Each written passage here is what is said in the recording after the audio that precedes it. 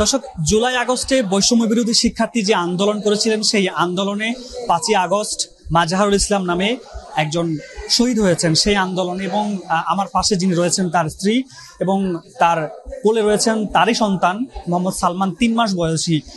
অর্থাৎ তিনি যখন শহীদ হন তিনি কিন্তু তার সন্তানদেরকে দেখে যেতে পারেননি। অর্থাৎ 5ই আগস্ট শহীদ হওয়ার পর তার সন্তান পৃথিবীতে এসেছেন 2 মাস পর। একটু জানবো, তার স্ত্রীর সাথে কথা বলবো। এবং আপনার স্বামী 5ই আগস্ট আসলে শহীদ হয়েছেন আন্দোলনে গিয়ে, এবং তার সন্তান 2 মাস পর পৃথিবীতে এসেছেন, সন্তানকে আসলে দেখে যেতে পারেননি।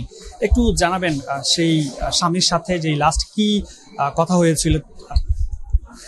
আমার স্বামীর লাগে যখন আমি কথা বলি যে আন্দোলনে যাওয়ার একটা নিষেধ করি যে আমাদের কি হবে, বলছে যে আমি যদি আন্দোলনে গিয়ে শহীদ হই তাহলে আমার ছেলে হবে শহীদের ছেলে, তারপরে আমার মেয়ে হবে শহীদের মেয়ে, তুমি হবে শহীদের স্ত্রী, এমনকি তোমরাও যাইবে শরীক হইবা ওই আন্দোলনে। কিন্তু আমার ছেলে দেখলো না পৃথিবীতে, বাবার কোল কেন ছিল না, বাবা কেমন, বাবা কি রকম। এই যে আপনার আরেকটা সন্তান রয়েছে 3 বছর বয়সী, এবং এখন পরিবারটা তো একেবারে এলোমেলো, কিভাবে চলবেন, কি করবেন, কোনো চিন্তা করেছেন কিনা, বা কি করবেন আসলে? এখন আমি কি করবো এটা আমি জানি না যে কার। এখন আল্লাহ যা করে তাই, আল্লাহর ফি সব ভরসা। দর্শক, তার ভাইয়ের সাথে কথা বলতে চাই, যিনি বড় ভাই রয়েছেন। তারা আসলে লক্ষ্মীপুর থেকে এসেছেন। একটু জানাবেন যে আপনার ভাই বলছিলেন যে গাজীপুরে আন্দোলনে অংশ নিতে গিয়ে কিন্তু তিনি নিহত হয়েছেন বা শহীদ হয়েছেন। একটু বলবেন, এখন তো আপনাদের পুরো পরিবার একেবারেই সবকিছু শেষ, মানে উপার্জনক্ষম ব্যক্তি হারিয়েছেন, কিভাবে কি করবেন? আমার ভাই মাজহারুল ইসলাম মাসরুফ 5 আগস্ট গুলিবিদ্ধ হয়ে গাজীপুর শহীদ হন। এরপর থেকে তার রেখে যাওয়া 2টা সন্তান, যে একটা সন্তান তিনি দুনিয়া থেকে বিদায় নেওয়ার পর দুনিয়াতে এসেছেন, সেভাবে তাহার পিতাকে দেখে নেয়, তিনিও তাহার সন্তানকে দেখে নেয়। এখন তাহার এই পরিবার চলার জন্য কোনো ব্যবস্থা নেই। সম্পূর্ণ আমরা আল্লাহর উপর ভরসা করে চলতেছি।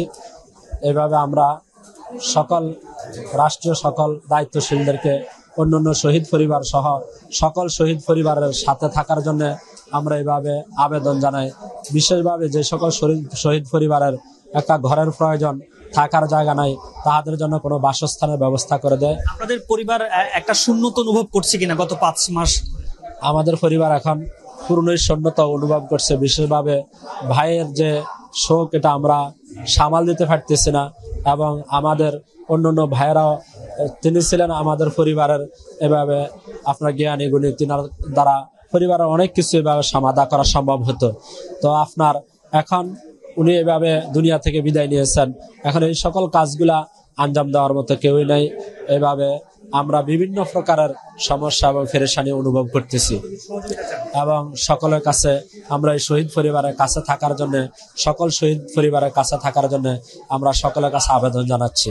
ধন্যবাদ। আসলে একেবারেই বলা যায় পুরো পরিবার এখন এলোমেলো বলা যায়, এবং পুরো পরিবারে অন্ধকার নেমে এসেছে। কারণ তার যে সন্তান, অর্থাৎ এই যে 3 মাস বয়সী মোহাম্মদ সালমান, যে ছেলে সন্তান রয়েছে, তিনি হয়তো পৃথিবীতে বেঁচে নেই, কিন্তু তার সন্তান পৃথিবীতে এসেছে এবং তার সন্তান তার বাবাকে দেখে যেতে পারেনি। এটি নিশ্চয়ই একেবারেই পুরো পরিবার যারা রয়েছেন, তার মা, স্ত্রী এবং ভাই, বড় ভাই যারা রয়েছেন, শোকে একেবারেই শোকাহত। গত 5 মাস ধরে কিন্তু তাদের যে শূন্যতা অনুভব, অর্থাৎ মাজহারুল ইসলামের যেই পরিবারের শূন্যতা অনুভব করছেন, সেটি একেবারেই তারা ভাষায় আসলে প্রকাশ করতেই পারছেন, এবং তারা যাচ্ছেন সরকারের সহযোগিতা।